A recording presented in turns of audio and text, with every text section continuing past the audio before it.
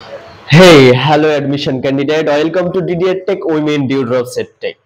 আজকে আমরা admission English ক্লাসের তৃতীয় ক্লাসে উপস্থিত হয়ে গিয়েছি। আমরা লাস্ট দুইটা ক্লাসে ভার্ব নিয়ে কথা বলেছি একদিন, আরেকদিন কথা বলেছি পজিটিভ ভার্ব নিয়ে, অর্থাৎ ভার্বের দুইটা ক্লাস অলরেডি শেষ। আজকে আমরা ভার্বের বিগত বছরে আসা বিভিন্ন কোশ্চেন নিয়ে কথা বলবো। যেমন আমাদের প্রথমেই আছে ঢাকা বিশ্ববিদ্যালয়ে আসা একটা কোশ্চেন। তো আমরা প্রত্যেকটা কোশ্চেন সলভ করব, প্রত্যেকটা এমসিকিউ আমরা সলভ করব। প্রত্যেকটা এমসিকিউ যখন আমরা সলভ করব তখন আমরা দেখতে পাবো সেখানে এক একটা বিরাট বড় নিয়ম লুকিয়ে আছে। তো আমরা যখন যে কোশ্চেনটা সলভ করব এটা আমাদের একটা বিশেষ অপরচুনিটি যে সেই কোশ্চেনটা একবার সলভ করে হয়ে গেলে সেটা যাতে আমাদের মস্তিষ্কে একদম স্থায়ী হয়ে যায়, অ্যাটলিস্ট আগামী যে কয়েক মাস পর অ্যাডমিশন পরীক্ষা আছে, অ্যাডমিশন পরীক্ষা পর্যন্ত। অর্থাৎ যখন যেই কোশ্চেনটা সলভ করব সেই কোশ্চেনটা একদম মুখস্থর মতো হয়ে যেতে হবে, মস্তিষ্কে যাতে একদম মেমোরাইজ হয়ে যায়, স্থায়ী হয়ে যায়, সেইভাবে সলভ করতে হবে। কারণ আমরা জানি যে কোশ্চেনগুলো অনেক সময় রিপিট হয়, আর কখনো কখনো সরাসরি রিপিট না হলেও সেম নিয়মের বিভিন্ন রকমের কোশ্চেন আসে। সুতরাং যখন যে কোশ্চেনটা সলভ করব সেটাকে মনোযোগ দিয়ে দেখতে হবে। তো চলুন তাহলে শুরু করি। দেখুন প্রথম কোশ্চেন, এটা ঢাকা বিশ্ববিদ্যালয়ে আসা কোশ্চেন 2022-এ। সেটা কিনা, the verb form of the word prison is. বলেছে এই যে প্রিজনের ভার্ব ফর্ম কি। প্রিজন মানে কি? জেল, কারাগার। তো বলেছে কারাগারের ভার্ব ফর্ম কি? কি ফর্ম বলেছে? Verb form. তো এটা মূলত ভোকাবুলারি থেকে এসেছে। আপনাদের ইংলিশ ফার্স্ট পেপারের টেক্সট বুকে ওই যে নেলসন ম্যান্ডেলার যে টেক্সটটা আছে সেখানে কিন্তু এই প্রিজন ওয়ার্ডটা আছে এবং সেখানেই এটার ভার্ব ফর্মও আছে। সেটা কি দেখুন, এমপ্রিজন, নো এমপ্রিজন তো হবে না, সো এটা কাটা। তারপরে দেখুন ইনপ্রিজন, ইনপ্রিজন, নো এটাও হবে না, তার মানে ক্রস। তারপরে দেখুন লাস্টে কি দেওয়া আছে? ইনপ্রিজনমেন্ট। আচ্ছা, মেন্ট যুক্ত থাকলে আমরা জানি সেটা সাধারণত নাউন হয়, সো এইটাও হবে না। আমাদের চেয়েছে ভার্ব ফর্ম, তাহলে ভার্ব ফর্ম কি হবে? প্রিজনের ভার্ব ফর্ম হচ্ছে ইমপ্রিজন। এটা মূলত ভোকাবুলারি থেকে আপনাদের ওই টেক্সট বুক থেকে এসেছে, মনে রাখবেন। প্রিজনের ভার্ব ফর্ম ইমপ্রিজন, মনে থাকবে। ওকে, দেখুন নেক্সট কোশ্চেনে ঢাকা বিশ্ববিদ্যালয়ে আসা question, what is the verb form of the word acquisition. Acquisition মানে কি? অর্জন করা, রাইট? অর্জন। তো অ্যাকুইজিশন, এই যে শান যুক্ত আছে, তো টি-আই-ওয়ান শান যুক্ত সাধারণত কি হয়? নাউন হয়। তো বলেছে এই নাউনটা অ্যাকুইজিশনের ভার্ব ফর্ম কি? সেম টাইপের কোশ্চেন, এই ধরনের কোশ্চেন ঢাকা বিশ্ববিদ্যালয়ে খুব বেশি হয়। সুতরাং ভোকাবুলারিটা আপনাদের এনরিচ থাকতে হবে। আর ভোকাবুলারির জন্য আমি বলেছি আপনাদের মেমোরাইজিং পার্টটাকে অনেক বেশি রিচ করতে হবে, যেমন synonym, antonym, appropriate preposition, spelling, translation, এই যে আপনাদের যেগুলো টপিক দিয়েছে সেগুলো কিন্তু আপনাদের নিজেদের মুখস্থ করতে হবে, মেমোরাইজ করতে হবে। আমি কথাটা বারবার বলি বিকজ এটা নেসেসিটি বা প্রয়োজনীয়তা অনেক বেশি। তো দেখুন আমরা বলছিলাম যে অ্যাকুইজিশনের ভার্ব ফর্ম কি। তাহলে অ্যাকুইজিশনের ভার্ব ফর্ম কি? অ্যাকিউসাইট, নো। তাহলে কি অ্যাকিউজ কি? নো। অ্যাকুয়ারমেন্ট, অ্যাকুয়ারমেন্ট, এই যে আবারও মেন্ট যুক্ত, দেখেন মেন্ট যুক্ত সাধারণত কি হয়? নাউন হয়, তার মানে এইটাও না। তাহলে কি অ্যাকুইজিশনের ভার্ব ফর্ম হচ্ছে অ্যাকুয়ার। কি হবে? অ্যাকুয়ার। অ্যাকুয়ার দেখেন ভালো করে, অ্যাকুইজিশন অর্জন, আর অ্যাকুয়ার মানে কি? অর্জন করা। অ্যাকুয়ার হচ্ছে ভার্ব ফর্ম। আমরা বলি না উই অ্যাকুয়ার দ্য লিবারেশন, আর উই অ্যাকুয়ার দ্য ফ্রিডম, আমরা স্বাধীনতা অর্জন করেছি। সো সেই অ্যাকুয়ার, এটা হচ্ছে ভার্ব ফর্ম। অ্যাকুইজিশনের ভার্ব ফর্ম হচ্ছে অ্যাকুয়ার, মনে রাখবেন। দেখুন তৃতীয় যে নাম্বার কোশ্চেনটা, এটাও ঢাকা বিশ্ববিদ্যালয়ে আসা কোশ্চেন। কি বলেছে? Which of the following is a form die. বলেছে ডাই মানে কি? মৃত্যু, তাই না? মৃত্যু বা মৃত। তো মৃত্যু বা মৃতর নিচের কোন ফর্মটা মৃত্যুর সাথে যায়, মানে সঠিক? Dying, no. এই যে দেখেন আপনারা হয়তো ভাববেন যে ডাইয়ের সাথে আইএনজি যুক্ত করলেই বোধহয় প্রেজেন্ট পার্টিসিপল হয়ে যায়। নো, হয় না। ডাইয়ের সাথে আইএনজি যুক্ত করলে তার ফর্মটা এরকম হয় না। তার মানে এটা একটু খুবই সেনসিটিভ টাইপের একটা, চাইলে আপনারা এটা ভুল করতেই পারেন খুব ইজিলি, যে মনে হবে হ্যাঁ ডাইয়ের সাথে আইএনজি যুক্ত করলেই বোধহয় ডাইং হয়ে যায়। নো, হয় না। তো ডাইয়ের সাথে আইএনজি যুক্ত করা এটা ডাইং ফর্ম না। তাহলে কি? ড্রাইড, ড্রাইড তো হবে না, ড্রাইড। ড্রাই মানে কি? ড্রাই মানে হচ্ছে শুষ্ক, তার সাথে এডি যুক্ত করছে, নো এইটাও হবে না। ডিওয়াই ডাই, এই ডাই মানে তো রং করা, সেটা কি হবে? নো। তাহলে হবে কি? ডিওয়াই আইএনজি, ভালো করে দেখুন, ডিওয়াই আইএনজি এটা হচ্ছে সঠিক answer. DY ING dying, dying এর সাথে যখন আইএনজি যুক্ত করবেন ডাইয়ের সঙ্গে তখন সেটা হয়ে যাবে ডিওয়াই আইএনজি। এক্সেপশন মনে রাখেন, এগুলো ভোকাবুলারির অংশ, এটাও ঢাকা বিশ্ববিদ্যালয়ে আসা একটি কোশ্চেন। তাহলে প্রথম দিকটা ছিল ঢাকা বিশ্ববিদ্যালয়ের কোশ্চেন। দেখুন 4 নাম্বার যে কোশ্চেন, এটা জাহাঙ্গীরনগর বিশ্ববিদ্যালয়ে আসা কোশ্চেন। কি বলেছে? I want to have it dash within a week. বলেছে I want to have it dash within a week, মানে আমি এক সপ্তাহের মধ্যেই এই কাজটা সম্পূর্ণ দেখতে চাই। তো এখানে দেখুন এই যে অপশন কি আছে, to do, do, done, to be done, কোনটা হবে? To do, do, done or to be done, কোনটা হবে? দেখুন এটা হচ্ছে কোয়াজিটিভ ভার্ব। এই যে দেখুন কোয়াজিটিভ ভার্ব হ্যাভ আছে, আমরা জানি কি হ্যাভ তখনই কোয়াজিটিভ ভার্ব যখন সে অবজেক্টকে দিয়ে কাজ করিয়ে নেয়। দেখুন এখানে একটা অবজেক্ট আছে না, ইট, ইট একটা অবজেক্ট। তো ইটের পরে আমাদেরকে ভার্ব ইউজ করতে হবে, ডু এর কোন ফর্মটা হবে? তো আমরা হ্যাভ পজিটিভ ভার্বে লাস্ট ক্লাসে দুইটা স্ট্রাকচার দেখিয়েছিলাম। হ্যাভ থাকার পর যদি অবজেক্ট বস্তুবাচক হয় তাহলে ভার্বের কোন ফর্ম হয়? পাস্ট পার্টিসিপল ফর্ম হয়। আর যদি হ্যাভ এর পর ব্যক্তিবাচক অবজেক্ট থাকে তাহলে কোন ফর্ম হবে? প্রেজেন্ট ফর্ম হবে। তাহলে ইট কি বস্তুবাচক অবজেক্ট না? অবশ্যই বস্তুবাচক অবজেক্ট। যেহেতু বস্তুবাচক অবজেক্ট তাহলে কোন ফর্ম হবে? ভার্বের পাস্ট পার্টিসিপল ফর্ম হবে। আমরা এই দুইটা স্ট্রাকচার কিন্তু শিখেছিলাম লাস্ট ক্লাসে, 2 নম্বর ক্লাসে। সুতরাং এখানে ভার্বের পাস্ট পার্টিসিপল ফর্ম কোনটা হবে? টু ডু না, তো এটা তো ইনফিনিটিভ, এটা হবে না। ডু এটা তো প্রেজেন্ট ফর্ম, হবে না। টু বি ডান না, এটাও হবে না। তাহলে কোনটা হবে? ডান হবে। ডান হচ্ছে ডু এর পাস্ট পার্টিসিপল ফর্ম। আচ্ছা, তারপর 5 নম্বর কোশ্চেনটা দেখেন, এটাও জাহাঙ্গীরনগর বিশ্ববিদ্যালয়ে আসা question. He has his hair dash cut, to be cut, শুধু টু কাট মানে ইনফিনিটিভ নাকি কাটিং আইএনজি যুক্ত প্রেজেন্ট পার্টিসিপল, কোনটা? তো আপনারা দেখেন ভালো করে লক্ষ্য করে যে উপরে যে নিয়মটা কোয়াজিটিভ ভার্বের সেম রুল এইটাও। এই যে দেখেন এখানে কোয়াজিটিভ ভার্ব হ্যাজ আছে, হ্যাভ থেকে হ্যাজ হয়ে গিয়েছে, প্রেজেন্ট পারফেক্ট টেন্সে হ্যাজ হয়ে গিয়েছে।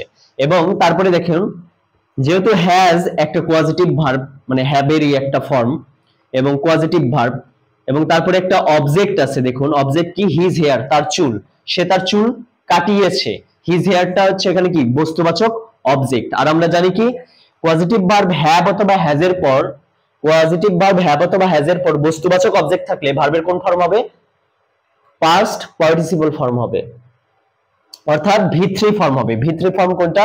আমরা জানি কাটের ভি3 ফর্ম হচ্ছে তিনটাই সমান, present form cut, past form cut এবং participle form, past participle form cut. সুতরাং আনসার হবে নাম্বার 1 এ, কাট, এইটা সঠিক আনসার। তার মানে টু বি কাট হবে না, টু কাট হবে না, কাটিং হবে না। অলরাইট, সুতরাং আমরা দেখতে পেলাম এখানে কয়েকটা ভোকাবুলারি থেকে কোশ্চেন আসছে ঢাকা বিশ্ববিদ্যালয়ে, যে তাদের ভার্ব ফর্ম কি বা নাউন ফর্ম কি বা এরকম। এবং পরে দুইটা জাহাঙ্গীরনগর বিশ্ববিদ্যালয়ের কোশ্চেনে দেখতে পেলাম যে পজিটিভ ভার্ব হ্যাড এবং তার পরবর্তী অবজেক্ট বস্তুবাচক, এই জন্য ভার্বের পাস্ট পার্টিসিপল ফর্ম হলো। আর যদি হ্যাড পজিটিভ বা ভার্বের পর অবজেক্ট ব্যক্তিবাচক হয় তাহলে ভার্বের কোন ফর্ম হয়? প্রেজেন্ট ফর্ম হয়, ভি1 ফর্ম হয়। এটা মনে রাখবেন। এভাবে মনে রাখতে পারলে এই 5টা কোশ্চেন যদি আপনারা বুঝতে পারেন তাহলে চলুন আরো নতুন ক্লাস, আরো নতুন 5টা আমরা দেখি। আরো 5টা আমরা কোশ্চেন নিয়ে উপস্থিত হয়েছি। প্রথম কোশ্চেন এটা জাহাঙ্গীরনগর বিশ্ববিদ্যালয়ে আসা একটি কোশ্চেন। দেখুন সেটা কি বলেছে, during the time of fiscal crisis, মানে এখানে বোঝাচ্ছে প্রবল অভাবের সময়ে, সাস ল্যাভিশ এক্সপেন্ডিচার, মানে ল্যাভিশ বলতে বিলাসবহুল টাইপের, বিলাসবহুল টাইপের যে এক্সপেন্ডিচার মানে খরচগুলো আছে, must be dash, must be corrected, must be justified, must be curtailed, must be adjusted. বলেছে যে মানে ফিসক্যাল ক্রাইসিসের সময়, মানে বিশেষ ক্রাইসিস বা অভাবের সময়, হ্যাঁ একদম মহামারী টাইপের কোনো কিছু একটা, ধরুন এই যে বন্যা হয়েছে, এরকম একটা বন্যার সময় সাস ল্যাভিশ এক্সপেন্ডিচার মানে বিলাসবহুল যেগুলো ব্যয় আছে সেই ব্যয়গুলো কি করা উচিত? মাস্ট বি অবশ্যই অ্যাডজাস্টেড করা উচিত? নো, কখনোই না। আচ্ছা, অ্যাডজাস্ট না, জাস্টিফাইড মানে বিচার বিবেচনা করবেন, আচ্ছা আমি কি ভালো কাপড় চোপড় নিব কি নিব না, নতুন কাপড় চোপড় নিব কি নিব না, এটা কি ভাববেন? আপনার এলাকায় মনে করুন বন্যা হয়েছে বা একদম করোনা হয়েছে, যে সময় মানুষ খাবার পাচ্ছে না, সে সময় কি আপনি জাস্টিফাইড করবেন, বিচার বিবেচনা করবেন আচ্ছা ভালোটা নেওয়া যায় কি যায় না? নো, আপনি বিচার বিবেচনাও করবেন না, আপনার করা উচিত না। তারপরে কি কারেক্টেড, কারেক্টেড তো হবেই না, তাহলে কি কার্টেলড। এখন কার্টেলড কেন হবে? কার্টেল মানে হচ্ছে কর্তন করা, মানে কেটে ফেলতে হবে, ছাঁটাই করতে হবে। তার মানে এই ধরনের খরচ রাখা যাবে না। ধরুন আপনার ছোট ভাই বায়না ধরেছে, আর আপনার এলাকায় চলছে একটা মহামারী, আপনার দেশে অঞ্চলে চলছে একটা মহামারী, ফিসকাল ক্রাইসিস, বা আপনার খুব অভাব চলছে পরিবারে। হ্যাঁ, এমন সময় কি তার বায়না ধরা বা তার কোন একটা খেলনা বায়না ধরেছে, একটা খেলনা কিনবে, সেটা কেনার কি সময় আছে বা চিন্তা ভাবনা করার সময় আছে? নো, সে সময় আপনি চাইবেন যে সেটাকে কিভাবে কাটাই মানে ছাঁটাই করা যায়। এই ধরনের যত ধরনের ব্যয় আছে, ল্যাভিশ এক্সপেন্ডিচার, সবগুলো কি করা উচিত? ছেটে ফেলা উচিত। সো কার্টেল মানে হচ্ছে ছেটে ফেলা। এখন কথা হচ্ছে যে মাস্ট বির পর কার্টেলড ইডি যুক্ত হলো কেন, প্রেজেন্ট ফর্মে কেন হলো না? এটার কারণটা হচ্ছে যে দেখুন আমরা কি জানি, আচ্ছা এটা যদি বোঝা যায়, আমি এখানে একটু ইরেজ করে বোঝাই বিষয়টা। দেখুন যে যখন আমরা বলেছি যে মডাল ভার্ব কোনগুলো, আমি আমার প্রথম ক্লাসে বলেছিলাম যে মডাল ভার্ব ওই যে 18টা can, could, shall, should, will, would, use to, had, better, would, rather, এই যে 18টা মডাল ভার্ব আছে আপনাদের মেমোরাইজ করতে বলেছিলাম। সেই ভার্বগুলোর পর অলওয়েজ, মডাল অক্সিলারি ভার্বের পর অলওয়েজ মূল ভার্বের প্রেজেন্ট ফর্ম হয়, ভার্বের ভি1 ফর্ম হয়, বেস ফর্ম হয়। এটা হচ্ছে অ্যাক্টিভের ক্ষেত্রে। কিন্তু যদি মডাল ভার্বের পর একটা বি আসে, মানে প্যাসিভ ভয়েস বলতে চাই। প্যাসিভ ভয়েস বলতে কি, যে মডাল ভার্ব আছে, can, could, shall, should, will, would, যে কোনো কিছু হতে পারে, উড, বেটার, হ্যাঁ, উড, রাদার, হ্যাড, বেটার যেগুলো আছে, এগুলোর পর একটা যদি বি আসে, বি, তাহলে ভার্বের কোন ফর্ম হয়ে যায়? ভি3 ফর্ম হয়ে যায়, মানে ভার্বের পাস্ট পার্টিসিপল ফর্ম হয়ে যায়। সো এখানেও তাই ছিল, such lavish expenditure must be. Must কি মডাল ভার্ব না? মাস্ট তো মডাল ভার্ব। মাস্ট কি? মাস্ট হচ্ছে মডাল ভার্ব, এবং এরপর একটা বি আছে। যখনই কোনো মডাল ভার্ব থাকবে তারপরে একটা বি যদি আসে, তারপরে মূল ভার্বের কোন ফর্ম হয়ে যাবে? অলওয়েজ ভি3 ফর্ম হয়ে যাবে। এই জন্য যে কার্টেল ছিল এখানে, কার্টেল থেকে কার্টেলড ইডি যুক্ত হয়ে গেছে। কেন? মাস্টের পর একটা বি আছে। এটা মনে রাখবেন যে কোনো মডাল ভার্বের পর অ্যাক্টিভ ভয়েসে, যে কোনো মডাল ভার্বের পর অ্যাক্টিভ ভয়েসে ভার্বের বেস ফর্ম হয়। কিন্তু যদি মডাল ভার্বের পর বি আসে, মানে প্যাসিভ ভয়েস হয়ে যায়, তাহলে বি এর পর অলওয়েজ ভার্বের পাস্ট পার্টিসিপল হবে। দ্যাটস ওয়াই এখানে কার্টেল থেকে কার্টেলড হয়ে গেল। আচ্ছা, এটা যদি বোঝা যায়, এরপরে সেকেন্ড কোশ্চেনটা লক্ষ্য করুন। Which of the following can be used both as a modal and a main verb? Which of the following মানে নিচের কোনটা মডাল ভার্ব এবং মেইন ভার্ব হিসেবে ইউজ করা যাবে? মানে একই সঙ্গে সেটা মডাল ভার্ব হিসেবে ইউজ করা যায়, আবার কখনো কখনো মেইন ভার্ব হিসেবে ইউজ করা যায়।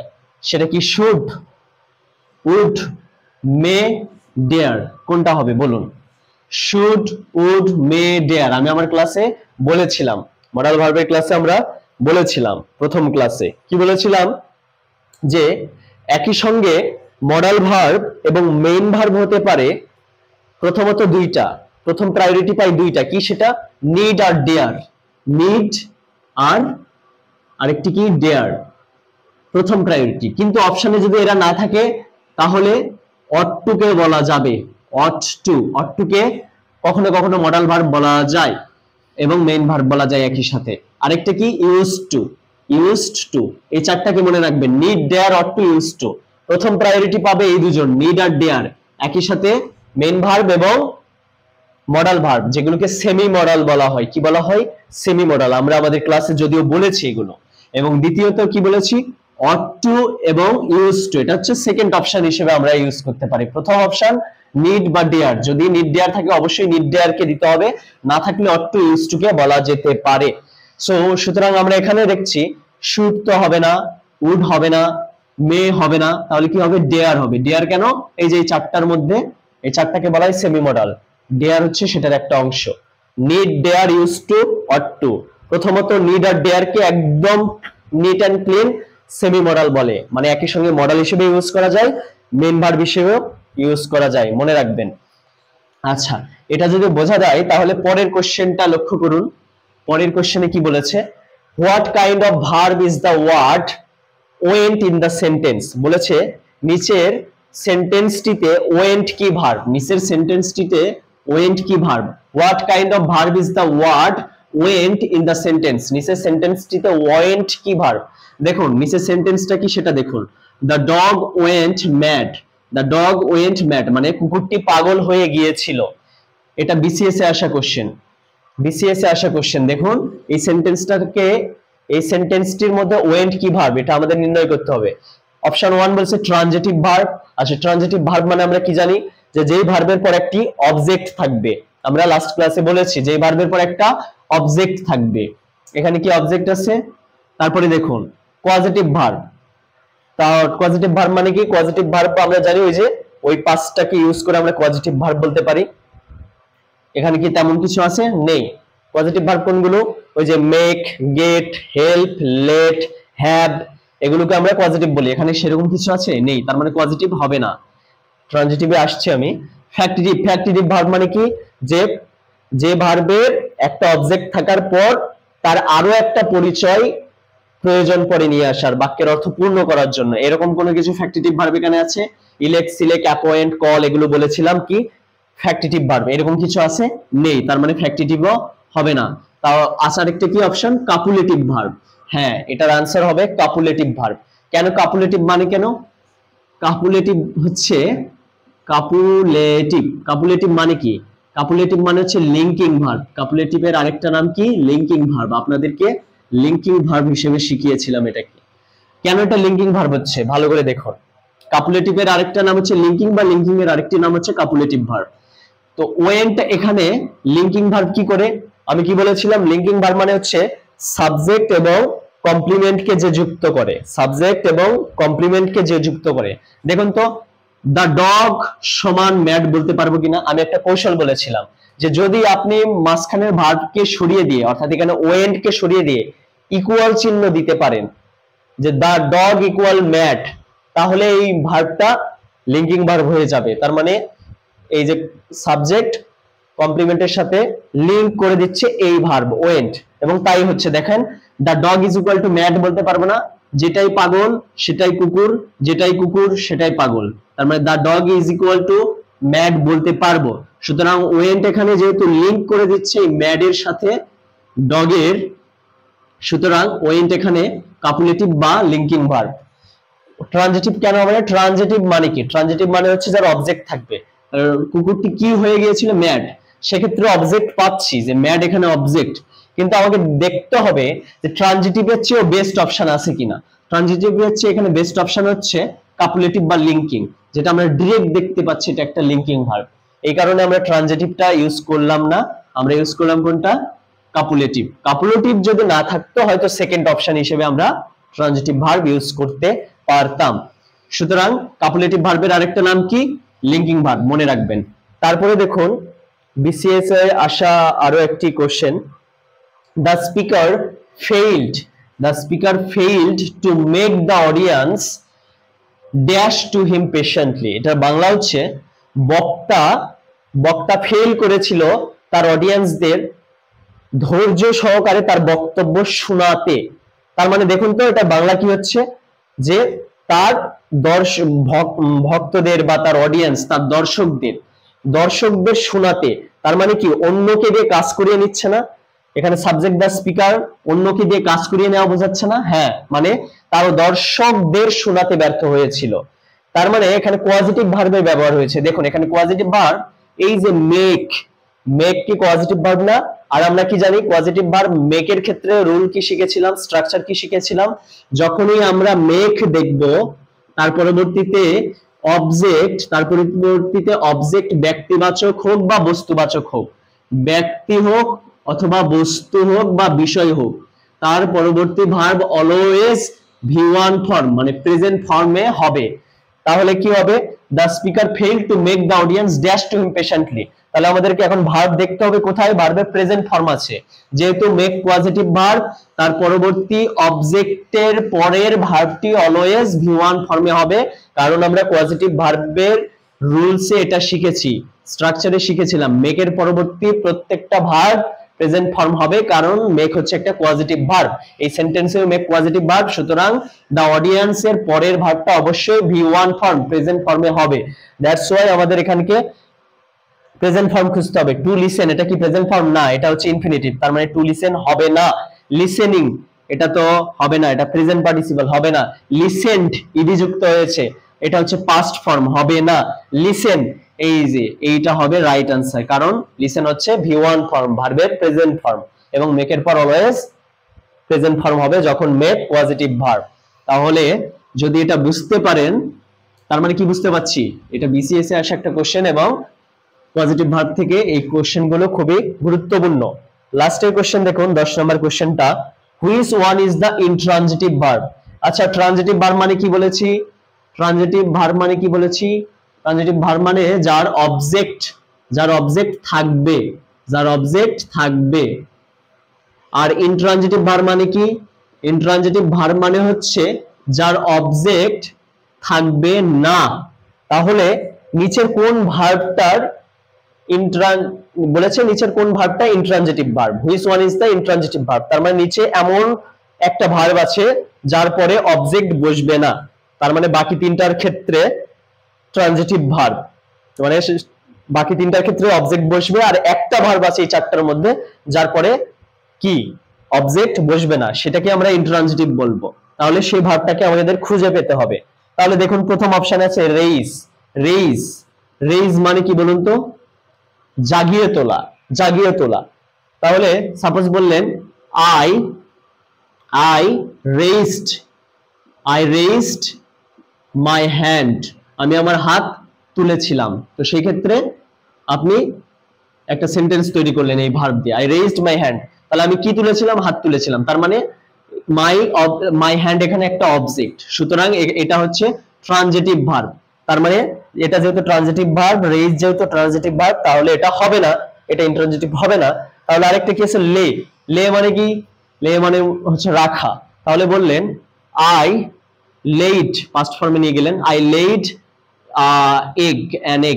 I laid an egg, right? আমি একটা কি রেখেছিলাম? আমি একটা ডিম রেখেছিলাম। তাহলে দেখুন কি রেখেছিলাম? An egg. অ্যান এগ এখানে কি অবজেক্ট না?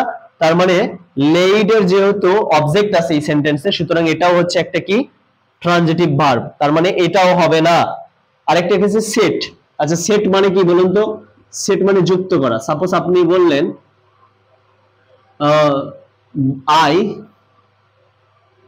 Set a table, I set a table in my room. তাহলে দেখুন এ টেবিল, সেটের পর এ টেবিল কি একটা অবজেক্ট না? আমি কি রেখেছিলাম বা কি সেট করেছিলাম, কি যুক্ত করেছিলাম? একটা টেবিল যুক্ত করেছিলাম আমার রুমে। তাহলে এরপরেও সেটের পরে একটা অবজেক্ট আছে, তার মানে সেটও হচ্ছে একটা ট্রানজিটিভ ভার্ব, তার মানে সেটও হবে না, তার মানে রাইজ আনসার হবে। এখন রাইজ তার মানে ইনট্রানজিটিভ। রাইজ মানে কি বলুন তো? রাইজ মানে কি? রাইজ মানে হচ্ছে ওঠা, একা একা ওঠা। এই রাইজটা হচ্ছে ইনট্রানজিটিভ ভার্ব, এটা হচ্ছে রাইট আনসার, এটা হচ্ছে রাইট আনসার। কিভাবে? এটা দিয়ে একটা সেন্টেন্স বলুন, বিখ্যাত একটা সেন্টেন্স বলি, the sun rises in the east, in the east, সূর্য পূর্ব দিকে ওঠে। দেখুন তো, সূর্য পূর্ব দিকে ওঠে, সূর্য কি ওঠে?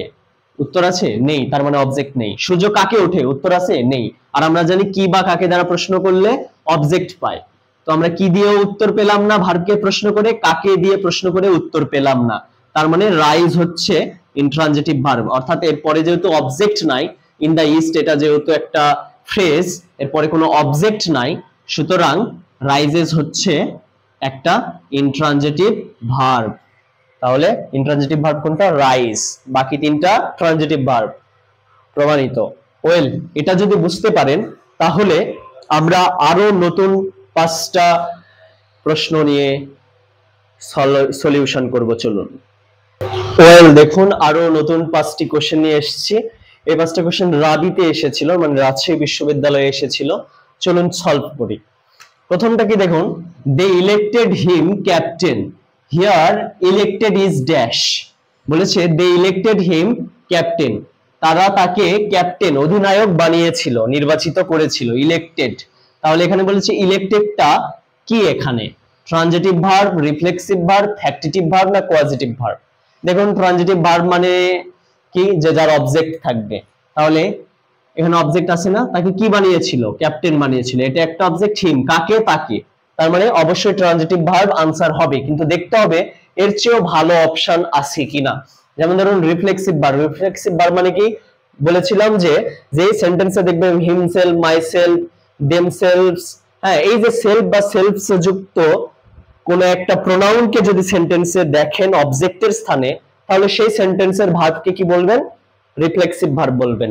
তো এখানে এরকম কোনো কিছু আছে, হিমসেলফ, মাইসেলফ, ইটসেলফ, কোনো কিছুই নেই, তার মানে রিফ্লেক্সিভ ভার্ব এটা হবে না।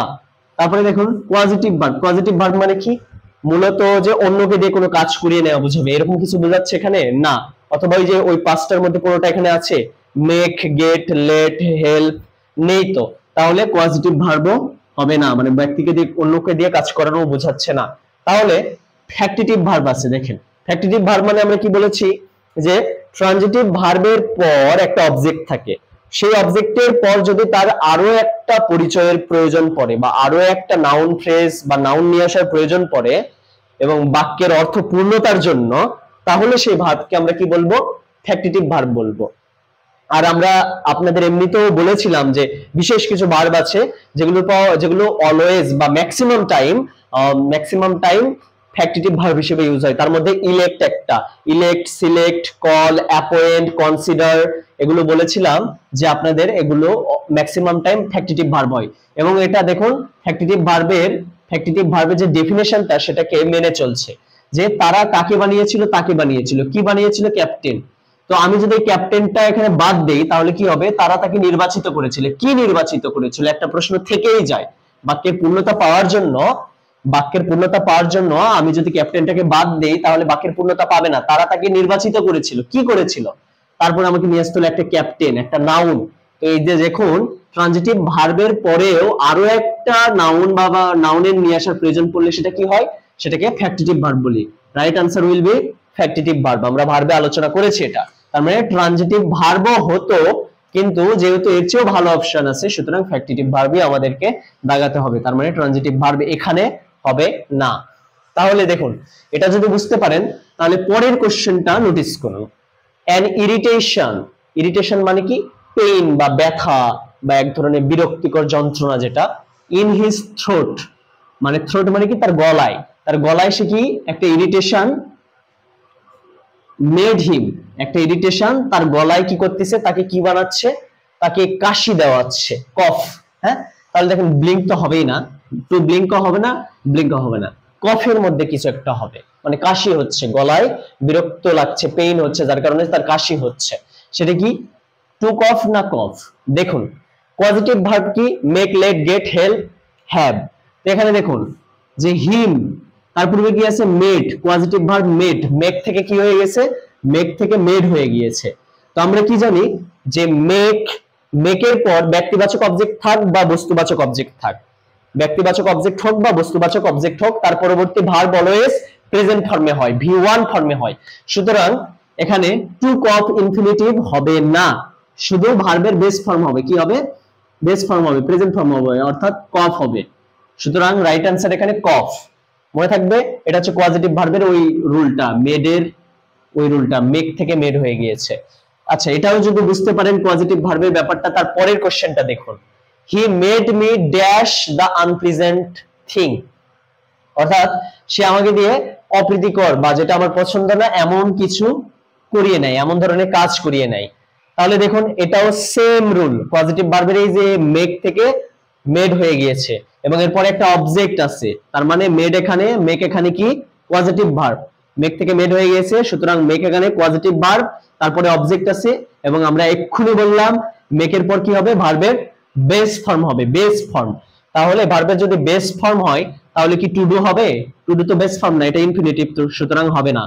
অফ ডুইং হবে প্রিপোজিশনের পর আইএনজি, নো হবে না, এটাও প্রেজেন্ট ফর্ম না।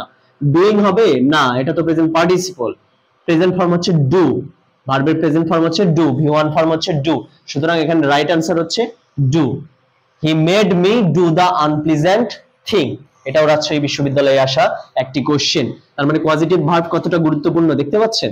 তারপরে দেখুন, এটাও রাজশাহী বিশ্ববিদ্যালয়ে আসা question, to err is human, here the subject is used as, এখানে বলেছে যে to err is human, to err মানে কি, এটার মানে হচ্ছে মানুষ মাত্রই ভুল। তো বলেছে যে টু আর এখানে সাবজেক্ট, এটা কি, এই সাবজেক্টটার পরিচয় এখানে কি, একটা ইনফিনিটিভ নাকি একটা নাউন নাকি একটা ক্লজ নাকি একটা অ্যাডজেক্টিভ। দেখুন তো অ্যাডজেক্টিভ হবে কি, এটা কোনো নাউনকে সে মডিফাই করছে। টু আর মানে ভুল করা, হ্যাঁ, মানুষ মাত্রই ভুল, টু আর ইজ হিউম্যান, তো এটা কি সেরকম কিছু বোঝাচ্ছে? নো, অ্যাডজেক্টিভ না, অন্যের দোষ গুণ ভুল বা অন্য কোনো নাউনকে মডিফাই করছে না, সুতরাং এটা অ্যাডজেক্টিভ হবে না। এবং দেখুন এ ক্লজ কি হবে, ক্লজে কি থাকতে হবে, ক্লজে অবশ্যই একটা সাবজেক্ট এবং একটা ফাইনাইট ভার্ব থাকতে হবে। এরকম কিছু আছে টু আর এর মধ্যে সাবজেক্ট বা ফাইনাইট ভার্ব দেখতে পাচ্ছি? এখানে তো কোনো ভার্বই নেই, মানে সাবজেক্ট এবং ফাইনাইট ভার্ব আছে নেই, তো তাহলে এটা ক্লজও হবে না, ক্লজ হওয়ার শর্ত পূরণ করছে না। তারপরে এ নাউন, এটা টু আর কি নাউন, কোনো নাম বোঝাচ্ছে? হ্যাঁ, কোনো নাম বুঝাতে পারে, বাট তার চেয়েও নাউনও হবে না এখানে, তার চেয়েও ভালো অপশন হচ্ছে অ্যান ইনফিনিটিভ। টু এর পর ভার্বের বেস ফর্ম থাকলে বা প্রেজেন্ট ফর্ম থাকলে তাকে কি বলে? ইনফিনিটিভ। তো টু আছে, তারপরে ভুল করার ইংলিশ হচ্ছে আর, মানে ভার্বের বেস ফর্ম আছে, তার মানে এটা হচ্ছে রাইট আনসার এবং বেস্ট আনসার হচ্ছে অ্যান ইনফিনিটিভ, এটা হবে an infinitive. To err is human, to err এখানে কি, টু আরটা হচ্ছে এখানে ইনফিনিটিভ। এবং লাস্ট কোশ্চেনটা লক্ষ্য করুন, এটাও রাবিতে আসা কোশ্চেন। লাস্ট কোশ্চেনটা হচ্ছে right the wrong, right the wrong, এখানে here right is a or an dash, right the wrong, এখানে রাইটটা কি সেটা বলেছে। রাইট কি এখানে নাউন, অ্যাডজেক্টিভ, ভার্ব না অ্যাডভার্ব? আচ্ছা দেখুন, অ্যাডভার্ব হওয়ার শর্ত কি? অ্যাডভার্ব হওয়ার শর্ত হচ্ছে যে সেটা কোনো একটা ভার্বকে বা অ্যাডজেক্টিভকে মডিফাই করবে, এরকম কিছু করছে এটা রাইট দ্য রং। বলেছে ভুলকে সঠিক করো, তার মানে এটা অ্যাডভার্ব নয়, কোনো ভার্ব বা অ্যাডজেক্টিভকে মডিফাই করছে না। এটা কি অ্যাডজেক্টিভ? অ্যাডজেক্টিভ মানে কি কোনো নাউনকে মডিফাই করবে, অর্থাৎ কোনো নাউনের দোষ গুণ অবস্থা সংখ্যা পরিমাণ বোঝাবে, এরকম কিছু বোঝাচ্ছে টু রাইট? না, অ্যাডজেক্টিভও না, নাউনও না, নাউন মানে কোনো কিছুর নাম, এখানে নাম বোঝাচ্ছে না, এটা হচ্ছে verb. Verb is right answer here. কেন ভার্ব? ভার্ব এই কারণে, এটা হচ্ছে ইম্পারেটিভ সেন্টেন্স। ইম্পারেটিভ সেন্টেন্স আমরা কি জানি, সবসময় ভার্ব দিয়েই শুরু হয়, যেমন do the work, help me, সবসময় ভার্ব দিয়েই শুরু হয়, রাইট? আর এখানে দেখুন ভার্ব দিয়েই সেন্টেন্সটা শুরু হয়েছে, রাইট দ্য রং, তার মানে ভুলটা সঠিক করো, রাইট করো, মানে রাইট এখানে ভার্ব হিসেবে ব্যবহৃত হয়েছে। সো এই ছিল মোটামুটি রাজশাহী বিশ্ববিদ্যালয়ে আসা 5টি কোশ্চেন। আমরা নেক্সট ক্লাসে আরো বিভিন্ন প্রিভিয়াস ইয়ারে আসা কোশ্চেন প্র্যাকটিস করব। আজকের ক্লাসে এই 15টা ছিল প্র্যাকটিস। প্রথমে আমরা ঢাকা বিশ্ববিদ্যালয়ে দেখেছি, বিসিএস এ দেখিয়েছি, একটা জব পরীক্ষায় আসা কোশ্চেন দেখিয়েছি, তারপর রাজশাহী বিশ্ববিদ্যালয়ে আসা কোশ্চেন দেখালাম, জাহাঙ্গীরনগর বিশ্ববিদ্যালয়ে আসা কোশ্চেন গুলো দেখিয়েছি। নেক্সট ক্লাসে আরো বিভিন্ন জায়গায় আসা কোশ্চেন গুলো সলভ ক্লাস নিয়ে আসবো। ততক্ষণ পর্যন্ত ডিডিএড টেকের সাথেই থাকুন, আমাদের ফেসবুক পেজ এবং ইউটিউব চ্যানেলের সঙ্গে যুক্ত হয়ে যান। ধন্যবাদ সবাইকে, সি ইউ ভেরি সুন।